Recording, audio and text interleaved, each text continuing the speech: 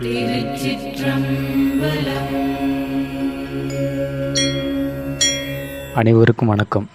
இப்பொழுது திருமந்திரத்தின் பாயிரத்தின் மும்மூர்த்தி முறைமை என்ற தலைப்பில் இப்பொழுது பார்க்க உள்ளோம். ஆதி பிரானும் அணிமணி வண்ணனும் ஆதி கமல தளர்மிசை ஞானும் ஜோதிகில் மூன்றும் தொடர்ச்சியில் ஒன்றென்னர் பேதி துலகம் பிணங்குகின்றார்களே. பேதி துலகம் பிணங்குகின்றார்களே. இதில் என்ன சொல்கிறது? ஆதி பிரானும் அணிமணி வண்ணனும் ஆதி கமல தளர்மிசை ஞானும் ஜோதியில் மூன்று தொடர்ச்சியில் ஒன்றென பேதி துலகம் பிணங்குகின்றார்களே. பேதி திலகம் பிணங்குகின்றார்களே என்று சொல்கிறாரு. இதில் என்ன சொல்கிறாருன்னா, அனைத்துலகிலும் அந்தந்த செய்து இந்த அனைத்து உலகத்தில் அந்தத்தை செய்து பின் படைக்குங்கால் ஆதிபிரானாக நிற்கும் அரணும் அழகிய நீலமணி போலும் அறியும் உலக படைப்புக்கு காரணமாகிய அயனும் என்று சொல்லப்படும் மூவரும் தொழில் பற்றி முறையே முப்பெயர் பெற்றனர். என்ன சொல்கிறாரு? பிரம்மா என்ன படைக்கிறதுக்கு, விஷ்ணு காக்கிறதுக்கு, ருத்ரன் அயன் அழிக்கிறதுக்கு. இதனால தான் அவங்க மும்மூர்த்திகள் என்று பெற்றனர். இந்த மும்மூர்த்தி முறைமைன்னு நம்ம பார்க்கும்போது மும்மூர்த்தி முறைமை பெற்றனர். அக்தலாது பொருளால் மூவர் அல்லர்.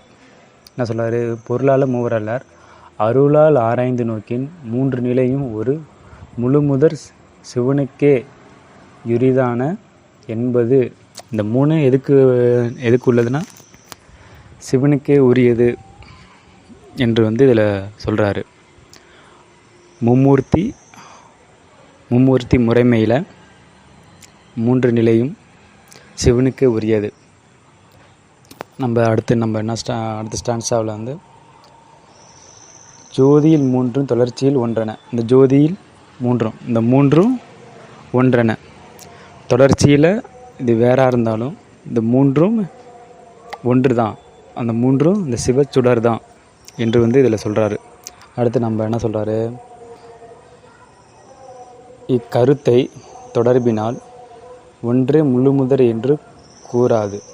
வேறு வேறு உலகோர் மாறுபட்ட கூற்றின் தம்முடைய பிணங்கு இது மூணு ஒன்று இல்லை, வேறு தான் அப்படின்னு என்ன சொல்கிறாங்க? தனக்கு எப்படி தோணுதோ அந்த மாதிரி சொல்லி இந்த மக்களுக்கு பிணங்குகின்றனர், சொல்லி மயங்குகின்றனர். அடுத்து என்ன சொல்கிறார்?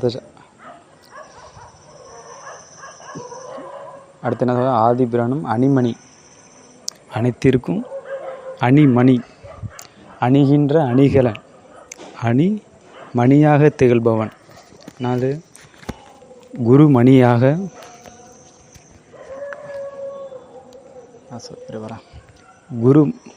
குருமணியாக திகழ்பவன் சிவன். அதான் குருமனிதன் தாழ் வாழ்க அப்படின்னு சொல்லுவாங்க.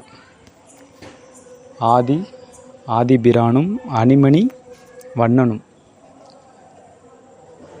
ஆதி கமல தளர்மிசை யாழும் ஜோதியில் மூன்றென என்க. இந்த மூன்றுன்றது மும்மலத்தை குறிக்கும். ஆணவம், கண்மம், மாயை. இந்த ஆணவம், கண்மம், மாயையிலேருந்து இதன் தொடர்ச்சியாக ஒரு பிறப்பு ஏற்படும். அந்த பிறப்பு தான் பிறவிக்கு காரணமாகவும் அமைகிறது, வினைக்கு காரணமாக அமைகிறது என்று இந்த மும்மூர்த்தி இந்த முறைமையில் இதில் சொல்கிறாரு. இத்துடன் இந்த பாடல் முடிவடைகிறது. மீண்டும் அடுத்த பாடலாக மீண்டும் சந்திப்போம். நன்றி, வணக்கம். திருச்சிற்றம்பலம், தில்லையம்பலம்.